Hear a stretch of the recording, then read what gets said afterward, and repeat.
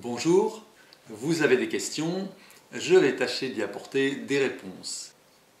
On va faire des démonstrations pour voir différents matériaux et fraiser différents matériaux. Allez, c'est parti.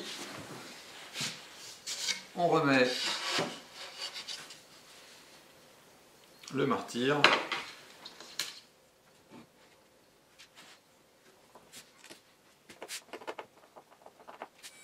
Voilà, le martyr est fixé. Donc le martyr, il faut prendre quelque chose de tendre. Là, c'est un contreplaqué de peuplier bien plan, mais tendre. Du coup, la fraise passe facilement dedans.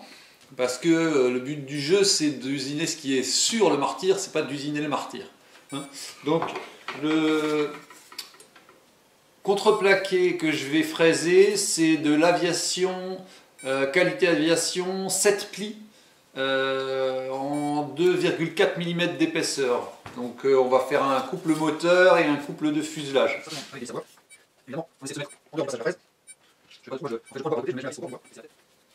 Donc on voit tout de suite l'intérêt, là comme j'ai une chute, on voit tout de suite l'intérêt de faire l'origine facilement, puisqu'on va vraiment devoir optimiser à mort. Donc mon couple il doit faire 62 de long. Donc 62, hop, voilà, c'est ici, et ça doit faire 45 de large. Donc je mets ma fraise au bon endroit. Sur l'ordinateur, je m'assure que j'ai les axes et la figure bien dans le bon sens. Ici c'est X, là c'est Y. Donc la plus grande longueur de la pièce sera dans ce sens et la plus petite dans ce sens. J'ai mis ma matière dans le bon sens.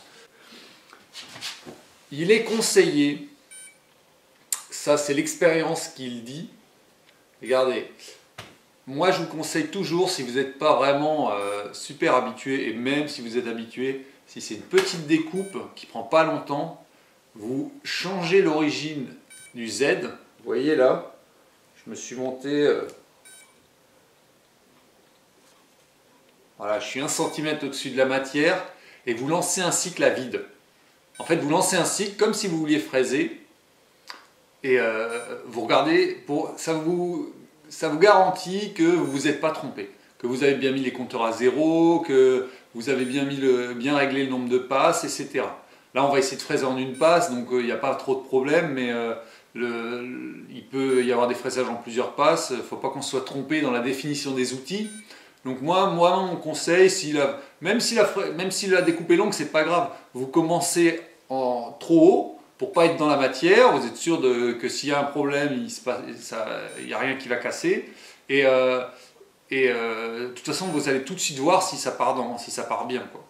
Alors, en plus, sur le kit de la Fakir, il y a des interrupteurs d'origine. Il n'y a pas les fins de course, parce que ça fait beaucoup trop de câbles, c'est des câbles longs, mais il y a les interrupteurs d'origine. Alors c'est quoi les interrupteurs d'origine? C'est un interrupteur ici, un là, et un en Z pour remonter.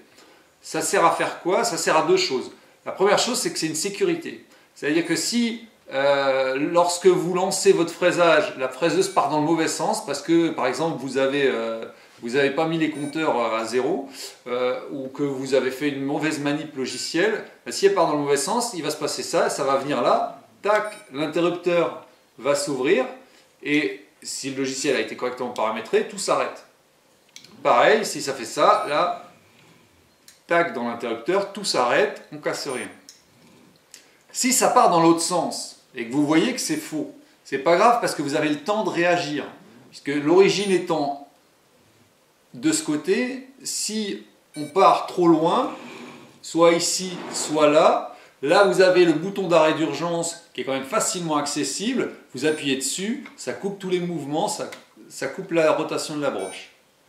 Donc voilà, on a quelque chose qui est assez optimisé au niveau de la sécurité. Donc, moi, je vais faire mon petit test à vide, et puis une fois que je serai bien réglé, je relance la vidéo. Voilà, les tests, j'ai fait mon premier passage à vide, donc on va lancer le fraisage. avec toujours les protections.